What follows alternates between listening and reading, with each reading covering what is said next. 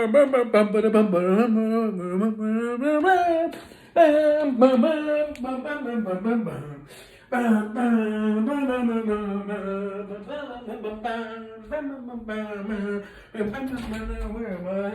are my machines?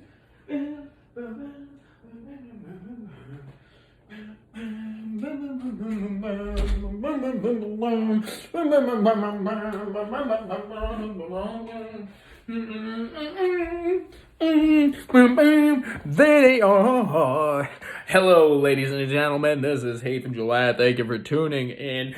And another great broadcast we have here today. A lot of people have been asking the question. They say, Haithem Jallad, there's a lot of fitness people out there, and they do all these workouts. And yes, we get it. We should squat. We should bench. We should pull up and pull all over the place. And yes, they're doing about 6 to 12 reps. They're building some good quality muscle. They're looking sexy. Now tell me about this nutrition thing. Should I go vegan? Should I go carnivore? Should I go low carb, keto, paleolithic? Oh my God, there's just so many options. Should I go pescatarian? And I just want to say, well, hey guys, how are you doing?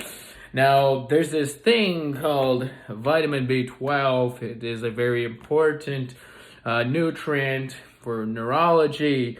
They say that depressed people oftentimes can have, not always, but oftentimes can have deficiencies in B12 and folate. And now you may want to think about that in just supporting neurological health. You talk about immune responses and all kinds of things. The list go on. There's a documentary you can watch online where they talk about, and they made a movie based on it, people having crazy autoimmune problems from being deficient in B12, and even again, neurology, having mental breakdowns. Now, the point I'm getting at is it's tough unless the food is fortified to get adequate B12 from plants. It is primarily found in animal products. Now, you've probably heard this as well, is that people talk about eating organ meats because they're super nutrient dense. Now, the cool thing, and a lot of people think about liver, whether it be lamb liver or beef liver, people think about that as being nutrient dense. And the big thing there is it's actually a rich source of B12. Now, you can hit, if you're eating a lot of meat, and you could probably get it from muscle meats, and if you're eating a lot of seafood, like oysters and clams, those have a lot of B12 as well. So you could definitely get that, and you can get all your other nutrient needs.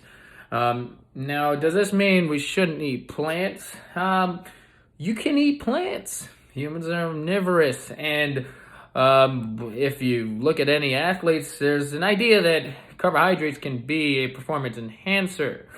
Now, when it comes to carbohydrates and considering essentials, considering carbohydrates and that come with a good amount of vitamin C can be good for consideration, but not going excessively with carbohydrates is also room for very good consideration. Now we see it's not only carbohydrates, but carbohydrates are oftentimes in that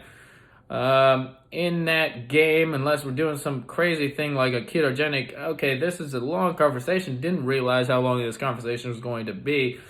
But carbohydrates, so let's just focus on whole foods here, and let's talk about regulating carbohydrates.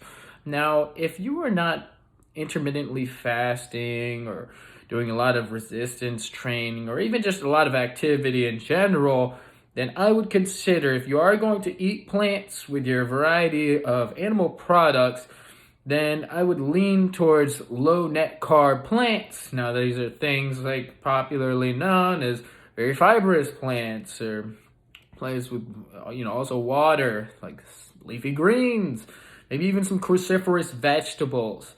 And look, there's fruits that you can eat too, like lemons. Ooh, lemons!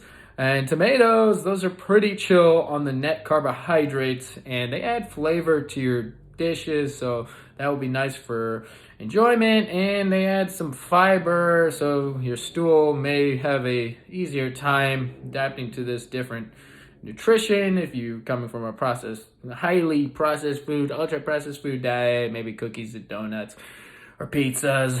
And so those can be great. If you're getting a good amount of activity, you can consider things with more net carbohydrates, maybe like oranges, bananas, whatever works with your digestion, really. Maybe even go crazy enough to eat some watermelon. I don't know. But those are some things that you could consider. And you can easily, from fruits, I mentioned lemons. It doesn't take much to get adequate vitamin C levels with your fruits. Now, there's ideas that if you're not eating any carbohydrates or plants, then maybe your uptake of vitamin C is more efficient and less of a requirement. So that's an interesting. So what this is all coming down to is if you're trying to eat a whole food diet, get a lot of your nutrients needs and be at a good body weight, an animal-centric diet where you focus on a variety of animal products, and then you dose in plants with decent vitamin C levels. If just in your focused lens, I'm not saying you can't eat anything outside of that, but if you focus on these enough to the point where you see good results, then you could experiment with all the other stuff. But so the point is here, maybe add in some fruits, whether they be low net carb ones like a lemon or like some lettuce. And then you can also add in with your workouts and as your body composition seems to deal with and your intermittent fasting routine before, during, after workouts or at dinner time, add in some oranges or something like that.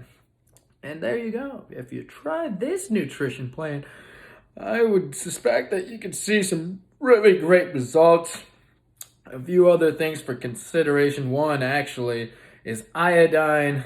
There are some, you can get iodine from eggs actually. Now if you want a little bit more, certain seafoods even like kelp or something like this can be good. Cranberries can be a good source. It's tough to find those at the store, especially if you're like me and you only shop at Costco. But iodized salt can be another great option. Other than that, you should have all your requirements more or less pretty taken care of. I hope that was helpful. If you have any additions, please meet me in person and yell at me. Thank you very much, and goodbye.